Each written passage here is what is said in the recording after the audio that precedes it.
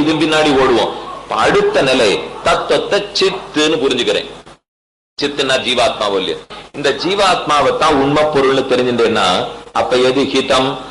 ஆத்மாவை அனுபவிக்கிறதுக்கு வழி தேடுறதுதான் ஹிதம். ஹிதம்னா வழியோ இல்லையோ? ஆத்மாவை அனுபவிக்கிறதுக்கு கைவல்யம். கைவல்யம்னு நம்ம சீவைஷ்ணவ சம்பிரதாயத்திலே பேர். ஏன்னா அச்சித்த அனுபவித்தோம்னா அதுக்கு ஐஸ்வர்ய அனுபவம்னு சொல்லுவா. சில முக்கியமான வார்த்தைகள்லாம் இப்ப முதல்ல சொல்லிட்டேன், ஞாபகத்துல வச்சுடுங்க. இது அப்புறம் ஒரு நாளும் திரும்ப திரும்ப அது தமிழ்லயே சொல்லிட்டு இருக்கணும்னா கொஞ்சம் கஷ்டம். எந்த படிப்பாக இருந்தாலும் அந்த படிப்புக்குன்னு சில முக்கியமான வார்த்தைகள் இருக்கும்.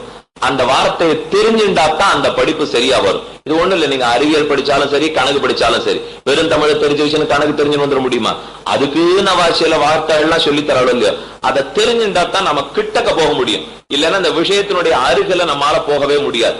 அச்சித்துன்னு சொன்னா ஞான சூன்யம், சித்துன்னு சொன்னா ஜீவாத்மா, அச்சித்தனுடைய அனுபவம் ஐஸ்வர்ய அனுபவம். அதைத்தான் ஆழ்வார் அழகா சாதித்தார். கண்டு கேட்டு உத்து மோந்து உண்டு உழலும் தெரிவறிய அளவில்லா சிற்றின்பம். கண்டு கேட்டு உத்து மோந்து உண்டு உழலும், இந்த அஞ்சை வச்சுட்டே தானே வாழ்க்கையை நாம ஓட்டின்னு இருக்கோம். இந்த ஆச்சித்து தான் தத்துவம்னா இந்த அனுபவத்தோட நின்றுடுவோம். இதுக்கு ஐஸ்வர்ய அனுபவம்னு பேர். ஐஸ்வர்ய அனுபவம்னா அச்சித்தின் அனுபவம், ஐஸ்வர்ய அனுபவம். சில பேர் தப்பா நினைச்சிட்டு இருப்பா, ஐஸ்வர்ய அனுபவம்னா பணங்காசு நிறைய இருக்கிறதுங்கிறது. அது இல்ல. உண்மையான அர்த்தம் கண்ணால பார்ப்பது, காதால கேட்பது, மூக்கால முகர்வது. ஏன் அந்த மாதிரி வச்சுட்டா தெரியுமா? என்ன, பணக்காரனும் கண்ணால பார்த்துதான் ஆகணும், ஏழையும் கண்ணால பார்த்துதான் ஆகணும். பணக்காரனும் காதால கேட்டுதான் ஆகணும், ஏழையும் காதால கேட்டுதான் ஆகணும். அப்போ இந்த பணம் இருக்கிறது இல்லைங்கிறது ஐஸ்வர்ய அனுபவம் இல்லை. கண்ணால பார்த்து காதால கேட்டு மூக்கால முகர்வதுதான் ஐஸ்வர்ய அனுபவம். ஏன்னா பணத்தை சம்பாதிச்சு பணத்தை மூந்து பார்க்க முடியுமா? பணத்தை பார்த்துட்டே இருக்க முடியுமா? பணத்தோட சத்தம் காதுல கேட்குமா? ஒண்ணுமே நடக்காது. பணத்தை வச்சுட்டு நாட்டியம் போய் பார்க்கணும், பணத்தை வச்சுட்டு சங்கீத கச்சேரி கேட்கணும், பணத்தை வச்சு மாலை வாந்து முகந்து பார்க்கணும், பணத்தை வச்சு சாப்பாடு வாங்கி சாப்பிட்டு பார்க்கணும். பணம்ங்கிறது ஒரு சாதனமா தானே இருக்க போறது. அச்சித் அனுபவம் ஐஸ்வர்ய அனுபவம். அதற்கடுத்தது இந்த ஜீவாத்மா தெரிஞ்சுட்டேன். இந்த தாழ்ந்ததான ஐஸ்வர்யம் எல்லாம் வேண்டாம், நான் ஆத்மாவை நானே அனுபவிச்சுக்கிறேன். ஏன்னா இதெல்லாம் நேத்திக்கு இருந்தாப்புல இன்னைக்கு இருக்க மாட்டேங்குது, இன்னைக்கு இருக்காப்புல நாளைக்கு இருக்க மாட்டேங்குது. இந்த உடம்பு நேத்திக்கு பார்த்தாப்புல இருக்கும். சில பேரை 2 வருஷத்துக்கு முன்னாடி பார்த்திருப்போம், இன்னைக்கு ரொம்ப நாள் கழிச்சு எங்கேயோ பார்த்தாச்சே ஒரு திவ்ய தேசத்துல எங்கேயோ கருட சேவையில பார்த்துருவோம். பார்த்தா இந்த 2 வருஷத்துக்கு முன்னாடி பார்த்தா அப்படியே இருந்தார், இம்மி அசையல் என்னவர். 2 வருஷத்துக்கு முன்னாடி பார்த்தேன், மாறவே இல்லையே நீர். இது சில பேர் வழக்கம். 10 நாளைக்கு முன்னாடி ஒருத்தர் இடத்துல ஒருத்தரை பார்த்திருப்பேன், இன்னைக்கு வந்தாருன்னா அதை விட ஒரு 1.5 மடங்கு பெருசா இருந்தார். சுவாமி 10 நாள் முன்னாடி தானே பார்த்தேன்னா, தேகம் தானே சுவாமி, நேற்றுக்கு இருந்தாப்புல இன்னைக்கு இருக்க போறதா, இன்னைக்கு இருக்காப்புல நாளைக்கு இருக்க போறதா? சில பேர் மாறாமலும் இருப்பா, சில பேர் நித்தியப்படி மாறிண்டே இருப்பா. இந்த மாறுதலுக்கு உட்பட்டுதான் அச்சித்து. நான் பார்த்தேன், இந்த மாறிண்டே இருக்கிறத அனுபவிக்கிறதுல ஒன்னும் அழகு இல்லைன்னா மாறாத அனுபவம் எனக்கு வேணும். சித்தான ஜீவாத்மா மாறாதுன்னு தெரிஞ்சுட்டேன். அது என்னைக்கு ஞானஸ்வரூபம், என்னைக்கு ஆனந்தம், மாறவே மாறாது ஜீவாத்மா.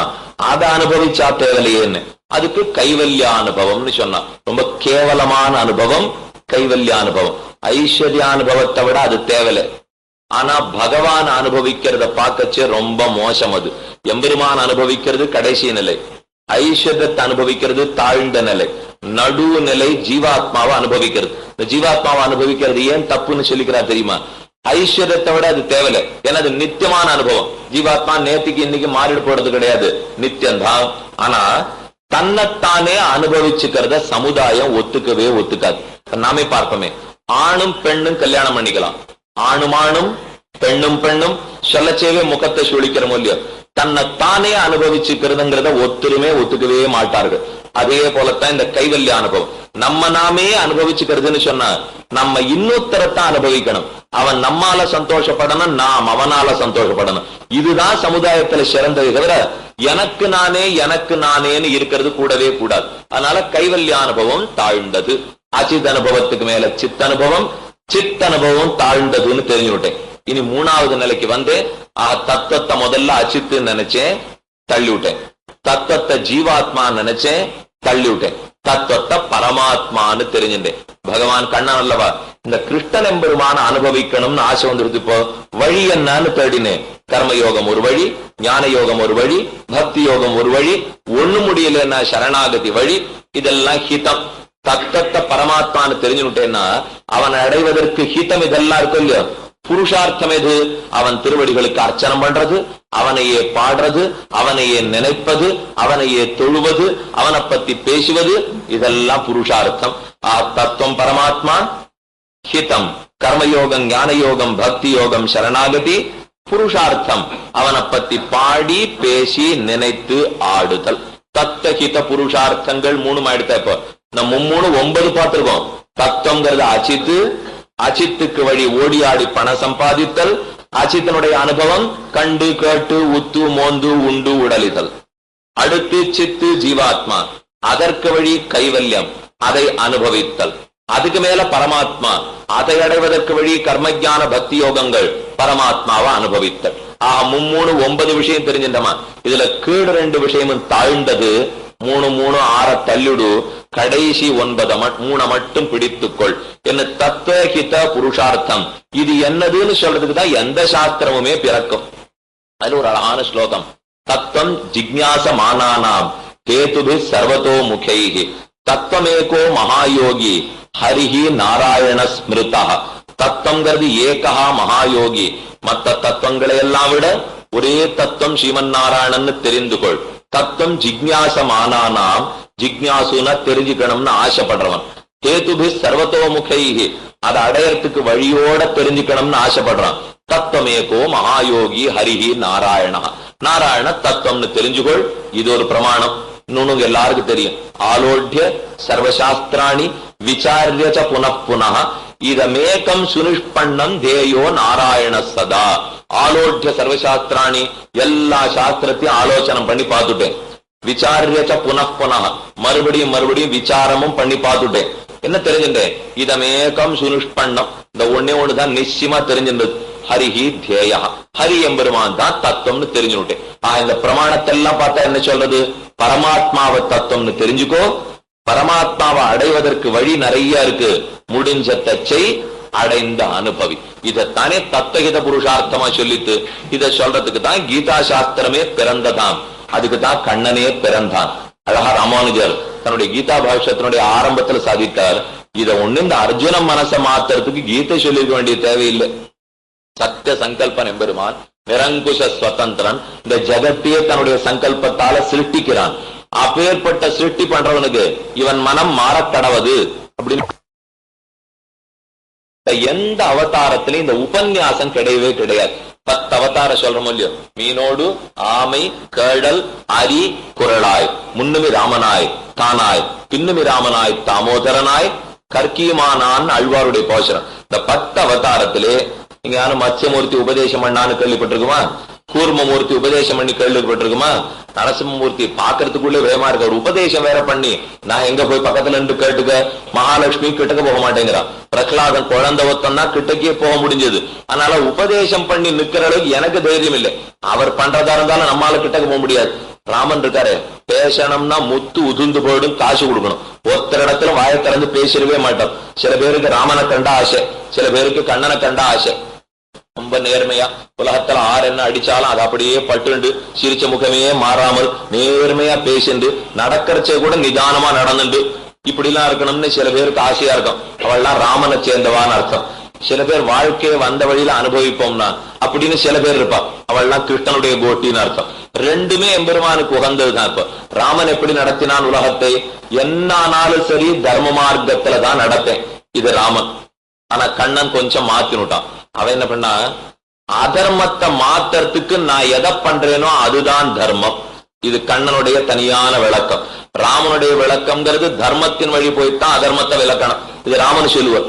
ஆனா கண்ணன் என்ன சொல்லுவன்னா, அதை பத்தி எனக்கு கவலை இல்லை, அதர்மத்தை போக்குறதுக்கு நான் எதை பண்றேனோ அதுதான் தர்மம். இது கண்ணன் மட்டும்தான் சொல்லணும், நாம சொல்ல முடியாது. கொஞ்சம் ஜாக்கிரதையா இருக்கணும். இது சொன்னீரேங்கிறதுக்காக இனிமே நான் எல்லாம் பண்ண ஆரம்பிப்பேன்றது தப்பு. அவனு சொன்னதுக்காக சொன்னேனே தவிர ராமனுக்கும் கண்ணனுக்கும் உண்டான வேறுபாடு. கண்ணன் கொஞ்சம் நெழுவு சிறுவு குறுக்க நெடுக்கம் போடுவன். ராமன் அது கூட போறதில்லை. சில பேருக்கு வாழ்க்கையில் அப்படியே தான் வழக்கம். யார் அடிச்சாலும் புடைச்சாலும் என்ன சத்தம் போட்டாலும் கேள்வி இருக்கணும், சுவாமி சத்தம் போடப்படாது, இதெல்லாம் ராமகோட்டி. அதென்ன இவன் நான் ஒழுங்காத்தான் நடந்துட்டு இருக்கேன், இஷ்டப்படி எல்லாம் பேசினால கேள்வி இருக்க முடியாது, குதிக்கிறாள் இல்லையோ, அதெல்லாம் கண்ணனுடைய கோட்டி. ஆக கண்ணன் பார்த்தான், உபதேசத்துக்குன்னு ஒரு அவதாரம், மற்ற எந்த அவதாரத்திலும் இல்லாத உபதேசம் ஸ்ரீ கிருஷ்ணாவதாரத்தை.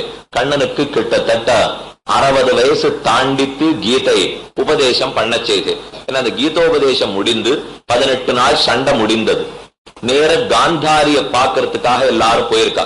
காந்தாரிக்கு பிள்ளைகள்லாம் போயிட்டாளேங்கிற வருத்தம். அப்ப கண்ணனுக்கு ஒரு சாபம் கொடுத்தார், நீ 38வது வருஷம் இதிலிருந்து மாண்டு போவாய். இது காந்தாரனுடைய சாபம். இப்ப கண்ணனை சில பேர் சொல்லுவா 100 வருஷம் உலகத்துல இருந்தான்னு, சில பேர் 120 வருஷம் இருந்ததா சொல்லுவா. அப்ப 100ன்னு வச்சுட்டோம்னா 38 கழிச்சுங்கோ, கீதோபதேசம் பண்ணச்சு 62. 120ன்னு வச்சுட்டோம்னா 38 கழிச்சுங்கோ, கீதோபதேசம் பண்ணச்சு 82. இந்த ரெண்டுல ஏதோ ஒண்ணுதான். நம்ம ஒண்ணு ரொம்ப இப்ப சரித்திர ஆராய்ச்சி பண்றதுக்காக இங்க வரல. இப்போ ஏதோ 60லேருந்து 80க்குள்ள ஒரு வயசுல கண்ணன் சொன்னான்ங்கிறது முக்கியம். ஆக கண்ணன் பெருமான் அர்ஜுனனை வியாஜமாக வைத்து தான் உபதேசம் பண்ண ஆரம்பிக்கிறான். இந்த கீதையில நாம தெரிஞ்சுக்க வேண்டியது தத்துவம் எது, ஹிதம் எது, புருஷார்த்தம் எது. தத்தகித புருஷார்த்தங்களைத்தான் சொல்லணும். ஆனா இது அந்த நாள்ல சுலபத்துல எல்லாரும் சொல்லிட மாட்டாளாம். இந்த கீதனுடைய கடைசியில கண்ணனே தெரிவிக்கிறான், இன்ன நாருக்கு அர்ஜுனா இதை நீ சொல்லிடவே சொல்லிடாதேன்னா.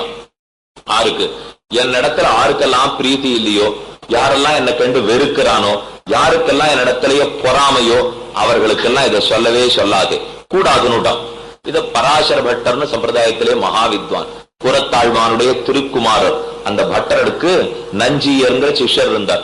நஞ்சியர் போய் பட்டர் இடத்துல கேட்டாராம், இந்த கடைசியில என்னமோ அர்ஜுனனுக்கு உபதேசம் பண்றானே கண்ணன், இன்னாருக்கு சொன்னாதே இன்னாருக்கு சொன்னாதே, ஒத்தருக்கும் சொல்லாதே சொல்லாதேன்னு சொல்லிட்டானே, இந்த பரீட்சையெல்லாம் முதல்ல கண்ணன் அர்ஜுனன் கேட்கறச்சே பண்ணானான்னு கேட்டான். என்ன அர்ஜுனன் எனக்கு நல்லது சொல்லுன்னு கேட்டானா, இந்த பரீட்சையின்படி அர்ஜுனன் தேர்வனா, இவனுக்கு நாம கீதா சாஸ்திரத்தை சொல்லலாமா அப்படின்னு முதல்ல கண்ணன் பரீட்சை பண்ணிருக்கணும் இல்லையோ, அப்புறம் தானே அர்ஜுனனுக்கு சாஸ்திரத்தையே கொடுத்திருக்கணும். சொன்னானான்னு கேட்டார். பட்டர் சாதித்தாராம், திரௌபதியினுடைய விரித்த குழல் சகியாமையாலே கண்ணன் சகல ரத்னங்களையும் எடுத்து வாரி இறைத்தான். சாயங்கால வேளை திரௌபதி குழலை விரித்து நெய் பூசி முடிஞ்சு படம்.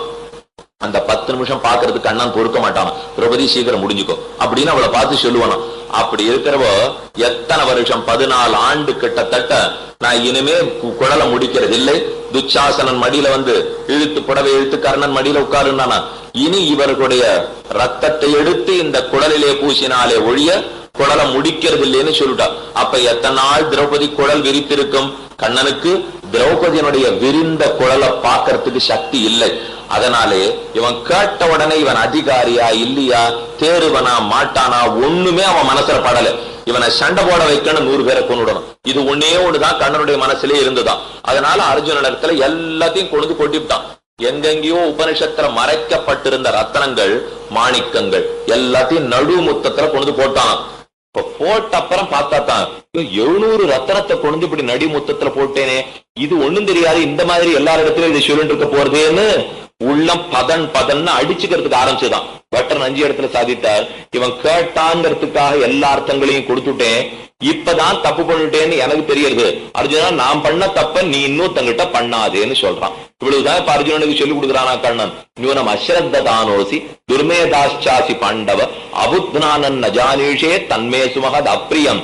கண்ணனுக்கே கடைசியிலே அர்ஜுனன் கீதை கேண்டதுல பெரிய ஆசை இல்லை, இச்ச சந்தோஷம் இல்லை. ஏன்னா கடைசியில சரணாதி பண்ணுன்னு சொன்னான். இதோ சரணாகதி பண்றேன்னு அர்ஜுனன் அடுத்த ஸ்லோகம் சொல்லவே இல்லை. நீங்களும் கீதை கேட்கத்தான் பொருள். 18வது அத்தியாயம் 66வது ஸ்லோகம் வரும். சர்வதன்மான் பரித்யஜ்ய மாமேகம் சரணம் பிரஜ அகம் தா சரூபாபேப்யோ மோக்ஷயிஷ்யாமி மா சுச்சா. 67வது ஸ்லோகம் என்னவா இருந்திருக்கணும்? ஸ்ரீமன் நாராயண சரணம் சரணம் பிரபத்தே ஸ்ரீமதே நாராயணாய நமஹ. இதுதான் 67வது ஸ்லோகமா இருந்திருக்கணும். போனா போறது தமிழ்ல பாடுறதா இருந்தா, அகலகில்லே நிறையும் என் நலன் மேல் மங்க உரமார்பா நிகரில் புகழாய் உலகம் முன்னுடையா என்னை ஆழ்வானே நிகரில் அமரர் முனிக்கணங்கள் விரும்பும் திருவேங்கடத்தானே வாண்டா நிகரில் அமரர் முனிக்கணங்கள் விரும்பும் கீதாச்சார்ந்தனே உன் புகழன் இல்லா வடியேன் உன் அடிக்கீழ் அமர்ந்து புகுந்தேனே. இந்த பாட்டு தான் அடுத்த அர்ஜுன சொல்லியிருக்கணும். ஒண்ணுமே இல்லை, எங்கேயுமே சரணாதி பண்ணதா சரித்திரமே கிடையாது.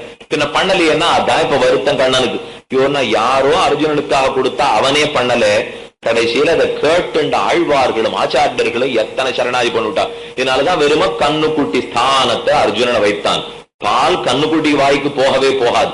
பால் என்னன்னைக்கும் நம்ம வாய்க்குத்தானே வரும். சுதீர் போக்தா துக்தம் கீதாமிருதம் மகத். சண்டை போட மாட்டேன்னு சொன்னான் அர்ஜுனன். மாத்தறதுக்காக கண்ணன் பட்ட பாடுதான் இத்தனையும். இதற்கு பாஷ்யங்கள் பல மகாத்மாக்கள் வியாக்கியானம் பண்ணிருக்கா. இப்ப நாம பார்க்க போறது சுவாமி ராமானுஜருடைய கீதா பாஷ்யத்தை கொண்டு.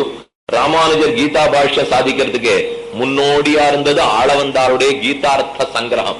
ஒரு 32 ஸ்லோகம் எங்கெங்க சொல்லணுமோ அந்த ஸ்லோகத்தின் அர்த்தத்தையும் சொல்றேன். 32 ஸ்லோகத்திலே கீதார்த்தம் முழுக்க அடக்கிவிட்டார். ஆளவந்தாருடைய பெருமை. எத் பதாம்போருகத்யான வித்வஸ்தாசேஷ கல்மஷா வஸ்துதாம் உபயாத்தோகம் யாமுனேயம் நமாமித்தம். இது சுவாமி ராமானுஜர் கீதா பாஷ்யத்தினுடைய ஆரம்பத்துல பண்ற மங்கள ஸ்லோகம். தன் ஆச்சாரியன் ஆளவந்தார வணங்குறார். அவர் திருவடிகளுக்கு எத்தனை பெருமையான் தெரியுமா?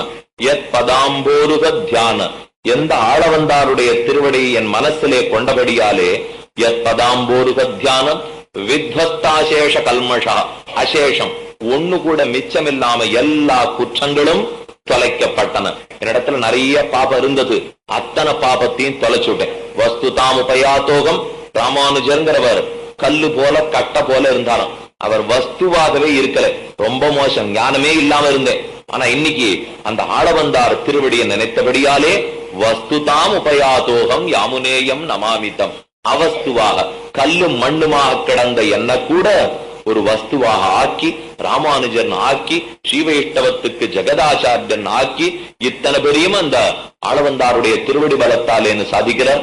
ஆளவந்தாரையும் நினைச்சுப்போம் கீதார்த்த சங்கிரகத்துக்காக. ராமானுஜர் திருவடி தொழுவோம் கீதா பாஷ்யத்துக்காக. கீதா பாஷ்யமும் சுருக்கம் தான். அதுக்கு விரிவான வியாக்கியானத்தை சுவாமி வேதாந்த தேசிகன் தாத்பர்ய சந்திரிகைன்னு அழகான கிரந்தம் அதிலே சாதித்தார். ஆக நம்ம உபன்யாசத்துக்கு இப்போ கீதார்த்த சங்கிரகம், ராமானுஜருடைய கீதா பாஷ்யம், வேதாந்த தேசிகனுடைய தாத்பர்ய சந்திரிகை. இந்த மூணை கொண்டுதான் இந்த கோட்டியில விண்ணப்பம் பண்ணலான்னு இருக்கேன். சேயன் அணியன் சிறியன் மிக பெரியன் ஆயன் துவரைக்கோனாயன் என்ன மாயன் அன்னோதிய வாக்கதனை கல்லார் ஏதிலராம் மெய்ஞானமில். ஆக கீதா வாக்கியத்தை அவசியம் தெரிஞ்சுதாகணும். அழ்வார் ஒரு பாட்டுல அழகா சொன்னார், அறிவினால் குறைவில்லா அகல்ஞால தவறறிய நெறியெல்லாம் எடுத்துரைத்த நிறைஞால தொருமூர்த்தி. அறிவினால் குறைவில்லா அகல்ஞாலத்தவர் இவ்வுலகத்தவர்கள். இந்த லோகத்தில் இருக்கிற எல்லாரும் தெரிஞ்சுக்கணுங்கிறதுக்காக நாமெல்லாம் எப்படி இருக்குமா, அறிவினாலே குறைவில்லாதவர்கள்னா ஆழ்வார். நமக்கு தோணித்து அறிவில்லாத குறைவில்லாதவர்களா நாம இன்னைக்கான இருப்போமா? அறிவினால குறைவு இருக்கிறவா. அதுவும் ஆழ்வார் தப்பித்தவிர நம்மளை கொண்டாடிடவே மாட்டார். நீங்க இன்னும் தெரிஞ்சுக்கலையே இப்படியே தான் சொல்லிட்டு பிறகு தவிர திடீர்னு என்னமோ நம்மளை கொண்டாடுறாரே நம்ம ஆழ்வார். அறிவினால் குறைவில்லா, அப்ப நமக்கு குறையே இல்லையான்னு கேட்டோம். இல்ல இந்த பாட்டு வரிசா 10 பாட்டு. தளிர் நிலைத்தால் குறவிலமே, மடநெஞ்சால் குறவிலமே, ஒண்ணு இல்லையா குறவிலமே குறவிலமே குறவிலமேன்னு வரும். அப்படின்னா அவத்தனுக்கு ரொம்ப நாளா கல்யாணம் ஆகலையா, மனசுல ரொம்ப குறப்பட்டான், கல்யாணம் ஆயிடுச்சு. ரொம்ப நாளா பிள்ளை பிறக்கல, குறப்பட்டான், பிள்ளை பிறந்துருத்து. நல்ல படிப்பு வரல, குறப்பட்டான், படிப்பு வந்துருத்து. பணங்காசு இல்லை, குறைப்பட்டான், பணங்காசு கிடைச்சது. அப்ப ஒன்னொன்னும் குறையா இருந்தது. குறையா இருக்கேன்னு குறைப்பட்டான். அந்த குறை நிவர்த்தியா சொல்லியும். அதே போல அறிவில்லை, ஆனா அறிவில்லையேங்கிற குறை கூட இவன் படுறதே இல்லையோ. அதைத்தான் அறிவினால் குறைவில்லான்னார் ஆழ்வார். இப்ப அறிவினாலே நிறைவுற்றவர்கள் ஆழ்வார் சொல்ல வரல. மத்ததெல்லாம் இல்லைன்னா குறையானும் பட்டா அறிவில்லைங்கிறதுக்காக இவன் குறை கூட படுறதே இல்லையோ. அதனால அறிவினால் குறைவில்லா அகல்ஞால தவறறிய இப்பூமண்டலத்திலே இருக்கிற நம் போன்ற சம்சாரிகள் அறிய நெறி எல்லாம் எடுத்துரைத்த நிறைஞால திருமூர்த்தி. அத்தனை சகல வேதாந்த சாரார்த்தங்களையும் எடுத்துரைத்தான பெருமான் 700 ஸ்லோகங்களிலே. இந்த 700 ஸ்லோகம் பிறந்ததே உபய சேனைக்கு மத்தியத்திலே. இந்த பக்கம் கௌரவ சேனை, இந்த பக்கம் பாண்டவ சைன்யம். அது 11 அக்ஷௌகிணி சைன்யம், இது 7 அக்ஷௌகிணி சைன்யம். இதுக்கு நடுவுல தான் சொல்ல ஆரம்பித்திருக்கான். இந்த கதை பிறந்ததே நம்ம சம்பிரதாயத்துக்கு, கீதார்த்தம் வந்ததே நாதமுனிகளாலே. நாதமுனிகள் கீதையினுடைய அர்த்தத்தை எல்லாம் தன் சிஷ்யரான உய்யக்கொண்டாருக்கு கொடுத்தார். உய்யக்கொண்டார் நிகம் வாக்கிய குரு பரம்பரைன்னு 13 வாக்கியங்கள் சொல்றோம் இல்லையோ. அஸ்மத் குருபியோ நமஹ, பரம குருபியோ நமஹ, சர்வ குருபியோ நமஹ, ஸ்ரீமதே ராமானுஜாய நமஹ, ஸ்ரீ பராங்குஷ தாசாய நமஹ, ஸ்ரீமத் யாமனமய நமஹ, ராமமிஸ்ராய நமஹ, புண்டரீகாட்சாய நமஹ, நாதமுனையே நமஹான்னு சொல்றோமே. நாதமுனுடைய சச்சிஷ்யர் தான் அழகான உய்யக்கொண்டார். உய்யக்கொண்டார்கிட்ட கொடுத்தார். நாதமுனுடைய பேரன் ஆளவந்தார். ஆளவந்தாருக்கு வயசுக்கு வரல. இந்த வயசு வந்தப்புறம் கீதையினுடைய அர்த்தத்தை எல்லாம் கொடுத்துடு என்று சொல்லி நாதமுனிகள் உய்யக்கொண்டார் இடத்துல கொடுத்துட்டு போயிட்டார். உய்யக்கொண்டார் காத்திருந்தார். அவர் காலத்துக்குள்ள ஆளவந்தாருக்கு வயசு வரல. அவர் தன் சிஷ்யர் மணக்கால் நம்பிகள் இடத்துல கொடுத்தார். நீ பார்த்து கொடுன்னு சொல்லிட்டு போயிட்டார். மணக்கால் நம்பிகள் காத்துட்டு இருக்கார். ஆளவந்தார் சரியான வயசுக்கு வரணும்னு வந்தார். அவர் ஏதோ ராஜ்யத்தை ஜெயித்து ராஜாவா போயிட்டார். ஆளவந்தார் இவர் பார்த்துட்டு இருக்கார். ஏதோ சீவையிட்டதுக்கு வரப்போறார். அவரை கத்தியில ஏற்றி உட்காந்து வைக்கணும்னு இவர் காத்துட்டு இருக்கார். அவர் பார்த்தா ராஜாவா போயிட்டார். நடையா நடந்தார். இவருக்கு எப்படியான கீதா சாஸ்திரத்தை கொடுத்துடணும்னு 6 மாசம் தூதுவளக்கீரை கையில எடுத்துன்னு போய் இந்த ராஜாவுக்கு கொடுத்துட்டே இருந்தாராம் மணக்கால் நம்பிகள். ராஜாவும் நன்னா நித்தியம் சாப்பிட்டுட்டார். 6 மாசம் கழிச்சு ஒரு நாள் திடீர்னு நிறுத்திவிட்டார். இவர் கொடுக்கறத ஒரு வஸ்து கிடைச்சுட்டே இருக்கிற வரைக்கும் நம்ம கவலையே பட மாட்டோம். அது என்னைக்கா நின்னுதுன்னாத்தான் இத்தனை நாள் வந்ததே இன்னைக்கே வரலன்னு நாம ஆரம்பிப்போம். ராஜா கேட்டார் தளி பண்றவரை பார்த்து, எங்க நித்தியம் தூதுவளக்கீரை பண்ணி போட்டு இன்னைக்கு காணமேன்னா. இல்ல ஒரு பெரியவர் நித்தியம் கொண்டு கொடுத்துட்டார், என்னமோ தெரியல 4 நாளா அவரை காணும்னார். அடுத்த நாள் வந்தா என்ன தர்பார்ல வந்து பார்க்க சொல்லு. ராஜா ஆளவந்தார் சொல்லிட்டார் தளி பண்றவன் இடத்தை. மறுநாள் வேணும்னு இதுக்கு மணக்காலம்பிகள் தூதுவளக்கீரை எடுத்துன்னு போனார். உம்ம ராஜா வர சொல்லிட்டார், ஏதோ பெருசா கிடைக்க போறது நமக்கு, போயிட்டு வரணும்ட்டான் தளி பண்றவன். நேர ராஜா முன்னாடி வந்து நின்றார் மணக்கால் நம்பிகள். எனக்கு 6 மாசம் கீரை கொடுத்திருந்தீர்னா எதையோ எதிர்பார்த்து கொடுத்திருக்கிறதா தெரியுது, இல்லன்னா நடையா நடப்பீரா, எதை எதிர்பார்த்து கொடுத்தீர்னு கேட்டார் ஆளவந்தார் மணக்கால் நம்பிகளை. நான் ஒண்ணு உங்ககிட்ட வாங்கிக்கிறதுக்காக வரல ராஜன்னு, உனக்கு கொடுத்துட்டு போறதுக்காக வந்தேன்னா. எனக்கு கொடுக்கறதுக்கு நீரார், உம்ம வஸ்திரமே கிழிஞ்சிருக்கு, நான் ராஜா, ராஜாவுக்கு கொடுக்கறதுக்கு ஒண்ணுமில்லாதவன் என்ன கொடுக்க முடியும்னு கேட்டார். இல்ல கொடுக்கறதுக்கு இருக்கு, நீர் உட்கார்ந்து கேட்கறதானா சொல்லும் கொடுக்கிறேன்னார் மணக்கால் நம்பிகள். சரின்னு ஆளவந்தார் அமர்ந்தார். தர்மக்ஷேத்திரே குருக்ஷேத்திரையில ஆரம்பிச்சு 700 ஸ்லோகத்தினுடைய அர்த்தத்தையும் சொல்லி முடித்தார். ஒண்ணு சாப்பிட போல தூங்கலை, எதுவுமே பண்ணல ஆளவந்தார். அத்தனை அர்த்தத்தையும் கேட்டுண்டார்.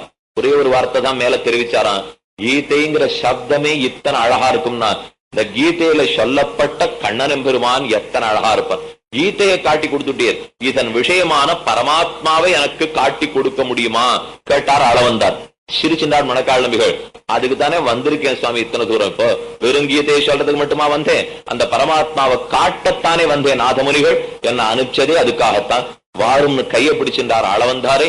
நேரே ஸ்ரீரங்கத்திலே தெற்கு வாசல் வழியாக உள்ளே நுழைந்து எல்லா தூண்களையும் கடந்து மண்டப கோபுர மணிமண்டப பிராகாரங்களை கடைந்து ஆரிபட்டாள் வாசலையும் கடைந்து மேலப்படியை தாண்டி உபய தூண்களுக்கு நடுவிலே கொண்டு போய் ஆளவந்தார நிறுத்தினார். திருமணத்தூண்கள்னு சொல்றோம். 2 பெரிய தூண் கட்டி வச்சிருப்பார் ரங்கநாதனுக்கு முன்பாக. குடதிசை முடிய வைத்து குணதிசை பாதம் நீட்டி வடதிசை பின்னு காட்டி தென்திசை இலங்க நோக்கி கடல் நிற கடவுளந்தை அரவண துயிலுமா கண்டு உடலனுக்கு உருகுமாலோ என் செய்கேன் உலகத்தீரே இனிதித்திவலமோத எரியன் தன் பரவமீதே தனிகடந்தரசி செய்யன் தாமரக் கண்ணனென்பாம் பனி அரும்பு உதிருமாலோ. கண்கள்லேந்து ஜலம் ஓடித்து எல்லாருக்கும் முன்னாடி போய் நின்று சேர்க்கிறா 2 தூண். தூணை பார்த்தா இங்க இருந்து நம்ம யாத்திரை போட்டு வருவோம் ஸ்ரீரங்கத்துக்கு, கேப்பா உடனே கட்டின்னு பாத்தியா தூணை, 2 கையும் அந்த பக்கம் சேர்ந்து தானுவா. சேர்ந்ததுன்னா நம்ம நினைச்சுன்னு போறதெல்லாம் நிறைவேறும்னு ஒரு தவறான எண்ணம். இந்த சீவைட்டவத்திலே இந்த தேவையில்லாத எண்ணத்துக்கெல்லாம் இடமே கிடையாது. பகுத்தறிவு பகுத்தறிவு பகுத்தறிவு, அப்பேற்பட்ட பகுத்தறிவுவாதிகளாத்தான் இவ இருந்திருக்கா. என்னமோ தப்பா நாம நினைச்சுட்டோம், இல்லாத அதெல்லாம் நம்பிட்டு இருப்பா சீவைட்டவர்கள். எதுலயுமே நமக்கு நம்பிக்கை இல்லை. ஒரு மாதிரி பார்த்தா பாது நாஸ்திகர்கள் நாம். என்ன அர்த்தம்னா, நாளை நம்புறதில்லை, கோளை நம்புறதில்லை, ஜாதக நம்புறதில்லை, நட்சத்திரம் நம்புறதில்லை, நவமி இல்லை, அட்டமி இல்லை, ராகுகாலம் இல்லை, யமகண்டம் இல்லை, இதை எத்தையும் பூர்வாச்சாரியர்கள் பார்க்கறதே கிடையாது. ஏதோ சிலத்துக்காக பாப்பாளே தவிர, இப்ப சமாசேனம் பண்ணிக்கிறது போற ஆச்சார இடத்திலே செவ்வாய் வெள்ளி பாக்குறோமா, அட்டமி நவமி பாக்குறோமா, என்னைக்கு பண்ணிக்கணும்னு ஆசை வருதோ அன்னைக்கு சமாசேனம். அது நவமியா இருக்கலாம், அட்டமியா இருக்கலாம், பரணியா இருக்கலாம், கார்த்திகையா இருக்கலாம், ராகுகாலமா இருக்கலாம். அதை பத்தி யாரும் பாக்குறது கிடையாது. ஆச்சார்ந்த சமாசேனை எப்பவும் நடக்கும். எதுக்கு சொல்ல வந்தேன்னா, எம்பெருமான தவிர நாஸ்திகன்னா என்ன, இல்லே இல்லை ந அஸ்தின்னு சொல்றவன் நாஸ்திகன். நாம என்ன சொல்லுவோம்னா, நாம பாத நாஸ்திகன். எம்பெருமான தவிர மத்த எதையுமே இல்லே இல்லே இல்லேன்னு சொல்லிருக்க முடியும். மத்த ஆரையும் நம்பாதே, அவன் திருவடிகளை மட்டும் நம்பணும்னா எதையும் நாம நம்புறது கிடையாது. அதனால அளவந்தார கொண்டு போய் நிறுத்தினா இந்த தூணை கட்டிக்கிறத பத்தி எல்லாம் பேச்சு இல்ல. இந்த 2 தூணை எதுக்கு வச்சிருக்கா தெரியுமா, பெரிய பெருமாளை சேவிச்சுருக்கிறச்சே நாம உருகி போடுவோமா, இவன் உருகி ஓடிடாம பிடிச்சுக்கிறதுக்கு ஒரு இடம் வேணுமோ இல்லையோ, அதுக்கு தான் இந்த தூணை வச்சிருக்கா. ஆழ்வார் பாடினார், மாயோனை மனத்தூணே பற்றி நின்னு என் வாயார எண்ணுகோலோ வாழ்த்துனாலே. இந்த மனத்தூணை கட்டியா பிடிச்சுன்னு இந்த ரங்கநாதனை நான் என்னைக்கு பாட போறேனோ, தெரியலேன்னு பாடினார். அழகான பாசனம் குலசேகர ஆழ்வாருடைய திருமால் திருமொழி. அவர் ஆரம்பத்துல சாதிக்கிறார், இருளிரிய சுடர்மணிகள் இமைக்கும் நெற்றி. ஆதிசேஷன் 5 தலையோட கிடக்கிறார் இல்லையா, இருளிரிய உலகத்தினுடைய இருளெல்லாம் போகும்படியாக சுடர்மணிகள் இமைக்கும் நெற்றி. ஒரு ரத்தனம் வச்சிருக்க ஆதிசேஷனுடைய தலையிலே, இந்த ரத்தனத்தோட அசைஞ்சுட்டே இருக்கான் தலைகள். அதுக்கு நடுவுலே இந்த எம்பெருமான சயனிக்க விட்டு இருக்கார். அவர் பெருமாள் எங்க சயனிச்சுட்டு இருக்காரா, தண்ணீர் பொன்னி திரைக்கையால் அடிவருள பள்ளி கொள்ளும் கருமணிய கோமளத்தை. தெளிந்த நீர் பொன்னி, பொன்னினா காவிரி ஆறு. இந்த தெளிந்த நீர் காவிரி ஆறு கிட்டக்க வந்து தன் அலைகளால ரங்கநாதனுடைய திருவடியை தழுவர் தான், அப்படியே தட்டி தட்டி கொடுத்துட்டு போறதான். தண்ணீர் பொன்னி திரைக்கையால் அடிவருள பள்ளி கொள்ளும் கருமணிய கோமளத்தை. பெரிய நாகப்பாம்புன்னா தன் தலையில இருக்கிற ரத்தனத்தை உமிழ்ந்துட்டு அந்த ஒளியில சுத்தி சுத்தி வரும்னு சொல்லுவா. நாகப்பாம்புக்கு பழைய நாள்ல சொல்லுவார்களே, இது மகா ஆதிசேஷன் பாம்பல்லவா, அதனால தன்னுடைய தலையிலேந்து ஒரு ரத்தனத்தை மடியில உமிழ்ந்திருக்கா. அந்த கருப்பு ரத்தனம் தான் ரங்கநாதன்கிற பெரிய பெருமாள். தன்னுடைய மடியிலே கருமணிய கோமளத்தை இட்டுக்கொண்டு யோதிக்கு என்ன வந்துருமோன்னு ஜாகிரதையா பார்த்துட்டு இருக்கார். அந்த கோமளத்துக்கு முன்னாடி கொண்டு போய் நிறுத்திவிட்டார் மணக்கால் நம்பிகள். ஆளவந்தார கொண்டு போய் நிறுத்தி வச்சார். நிறுத்திட்டு பெரிய பெருமாளை பார்த்து பிரார்த்தித்தார், எல்லாருக்கும் காட்டுற சேவை இவருக்கும் காட்டுவிடாதையும். நாங்களும் தான் வரோம், ஒரு வருஷமும் சேவிக்கிறோம், திரும்பி போயிட்டு இருக்கோம். இவ்வளவுதான் நடந்துட்டு இருக்கு. ஆறு உருகிறதாகவும் தெரியல, ஆறு ரங்கநாதன் திருவடியை அடைஞ்சுடுறதாகவும் தெரியல. போறோம் வரோம். அந்த மாதிரி காட்டிவிட வேண்டாம் பெரிய பெருமாளே. திருப்பாணாழ்வாருக்கும் அழகா காட்டினரே, அந்த மாதிரி காட்டும். பிள்ளை உறங்காவல்லிதாசருக்கு காட்ட போகிறீரே, அந்த மாதிரி காட்டும். எந்த அழகா காட்டணும்னு பெரிய பெருமாள் காட்டானா. திருப்பாணாழ்வாருடைய அழகான பாசம். காட்டவே கண்ட பாதகமலம் நல்லாடை உந்தி தேட்டரு முதர்பந்தம் திருமார்பு கண்டம் செவ்வாய் பாட்டமில் கண்கள் மேனி முனியேறி தனிபுகுந்து பாட்டினால் கண்டு வாழும் பாணர்தாள் பரவினோமே அதிருஷ்டதாம் நயனயோகோ விஷயாந்தராணாம் யோனிச்சிகாய மனவை முனிவாகனந்தம். திருப்பாணாழ்வார் பார்க்க கரியவாகி புடபரந்து மிளிர்ந்து செவ்வரியோடி நீண்டவ பெரியவாய கண்கள். எம்பெருமானுடைய திரு கண்ணை சேவித்தோம்னா உள்ளுக்குள்ள வெள்ள படலாம், அதுக்கு மேல கருப்பு விழி சகப்பு அப்படியே கோடு கோடா படிஞ்சிருக்குமா. கரியவாகி புடை பறந்து மிளிர்ந்து அடியார்களை பாக்கறச்சே அப்படி சில பேருடைய கண்ணை பார்த்தோம்னா ஆனந்த கண்ணீர்ல ஒரு பளபளப்பு தெரியும் இல்லையோ, அந்த பளபளப்பு ரங்கநாதனுடைய திருக்கண்கள்ல தெரியறதான். மிளிர்ந்து செவ்வரி ஓடி நீண்டவ பெரியவாய கண்கள் அந்த கண்ணை காட்டும்னு சொல்ல காட்டுட்டான் பெரிய பெருமாள். ஆள வந்தார், அன்னியோட ராஜ்யத்தை துறந்தார். இனி ராஜாவா இருக்கிறதுல பிரயோஜனம் இல்லை, நாம் எதிராஜாவாக ஆழணும். ஒரு ஊருக்கு ராஜாவா இத்தனை நாள் இருந்தது, இனி சம்பிரதாயத்துக்கு ராஜாவாக இருக்கணும் என்று கீதா சாஸ்திரத்தை உணர்ந்து ராஜாவானாருங்கிறது கீதை நமக்கு வந்த அழகான செய்தி, அதற்குண்டான கதை. அந்த கீதையை இனி ஸ்லோகமாக பார்க்க போனோம்னா முதல் அத்தியாயத்துக்கு அர்ஜுன விஷாத யோகம்னு பேர். ஒரு அத்தியாயத்துக்கும் ஒரு யோகம்னு பேரு சொல்லுவா. இந்த முதல் அத்தியாயத்துக்கு அர்ஜுன விஷாத யோகம்னு பேரு, 2வது அத்தியாயத்துக்கு சாங்கிய யோகம்னு பேரு, 3வது அத்தியாயத்துக்கு கர்ம யோகம்னு பேரு, 4வது அத்தியாயத்துக்கு ஞான யோகம்னு பேரு. இப்படி ஒரு அத்தியாயத்துக்கு ஒரு பேர். அதுல முதல் அத்தியாயம்ங்கிறது அர்ஜுன விஷாத யோகம். ரொம்ப வருத்த அர்ஜுனனுக்கு அர்ஜுனனுடைய அழுகை, வேற ஒண்ணு இப்ப விஷயம் இல்லை. அதனால சீக்கிரமா பார்த்துடலாம். ராமானுஜர் 4-5 ஸ்லோகத்துக்கு மட்டும்தான் வியாக்கியானமே பண்ணார். மற்றதெல்லாம் இவன் ஒருத்தன் அழுகுன்னு இருக்கான், ஒருத்தன் கேட்டு இருக்கான், இதுல குறுக்க நான் என்ன எழுத போறேன். இப்போ கண்ணன் சொல்ல ஆரம்பிச்சப்பறம் நாம பார்த்துப்போம். என்ன இந்த முதல் அத்தியாயத்துக்கு பெருசா வியாக்கியானமே பண்ணல, நமக்கு சௌரியம். நாழி கழிச்சு ஆரம்பிச்சிட்டோம் இல்லையோ, அவர் வியாக்கியானம் பண்ணிருந்தாருன்னா இன்னைக்கு அடைய முடிக்க போறதில்ல இந்த விஷயத்தை. நல்ல வேளை அவர் வியாக்கியானத்தை சுருக்கமா விட்டார். அதனால நாம கொஞ்சம் சீக்கிரமா பார்த்துடலாம் முதல் அத்தியாயத்தை. அத்தியாயம் அர்ஜுன விஷாத யோகம். அர்ஜுனன் சோகப்படுகிறான். எதனாலே? தர்மக்ஷேத்ரே குருக்ஷேத்ரே சமவேதாக யுயுத்சவா மாமகா பாண்டவாச்சைவ கிம் அகுர்வத சஞ்சய. முதல் ஸ்லோக ஆரம்பம் திருத்தராஷ்டிரனுடைய வாக்கியம், கடைசி ஸ்லோகம் முடிவு சஞ்சயனுடைய வாக்கியம். 18வது அத்தியாயத்தினுடைய கடைசியிலே எத்திர யோகேஸ்வர கிருஷ்ணோ எத்திர பார்த்தோ தனுர்தரா தத்திர ஸ்ரீர்வதியோ பூதிகி துவானி திரும. கடைசியில சஞ்சயன் வாக்கியம், ஆரம்பம் திருத்தராஷ்டிரன் வாக்கியம். இவர் 2 பேரும் கடைசியில ஒரு ஸ்லோகம் சொல்லிட்டு பேசாம இருந்துட்டான். சொன்னதெல்லாம் குறுக்க கண்ணன். இப்ப சில பேர் 2 பேர் சண்டை போடுவா. ஆரம்பிக்கச்சே ஒருத்தர் நீர் இப்படி சொன்னீராமன்னு கேட்டுவிட்டு அவர் கிளம்பி போடுவார். அப்புறம் இவன் 2 பேரும் 1.5 மணி நேரம் சண்டை போண்டே இருப்பான். இது அந்த மாதிரிதான் இந்த கீதா சாஸ்திரம். முதல் கேள்வி யாரோ ஒருத்தன் கேட்டா என்னத்தையோ கேட்டு எழுந்து போயிட்டான். அதுக்கப்புறம் இந்த நடந்த கதை அத்தனையும் அர்ஜுனனுக்கும் கண்ணனுக்கும் தான். இது ஏன் இந்த மாதிரி வச்சிருக்காரு? திருத்தராஷ்டிரனுடைய வாக்கியம் தான் முதல் ஸ்லோகம் ஆரம்பம். ஏன் திருத்தராஷ்டிரம் பேசுறதா அமைஞ்சிருக்குன்னா, சண்டக்களத்திலே குருக்ஷேத்திரத்துல நடந்துட்டு இருக்கு கீதோபதேசம்.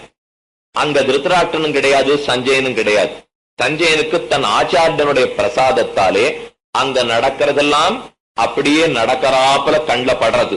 அத அப்படியே நேர சொல்லிட்டு இருக்கான் இப்ப திருத்தராஷ்டிரனுக்கு. திருத்தராஷ்டிரனு சஞ்சயனு நாட்டுல இருக்கா, அவ ரெண்டு பேரும் குருக்ஷேத்திர யுத்தத்திலே போர்க்களத்துல கிடையாது.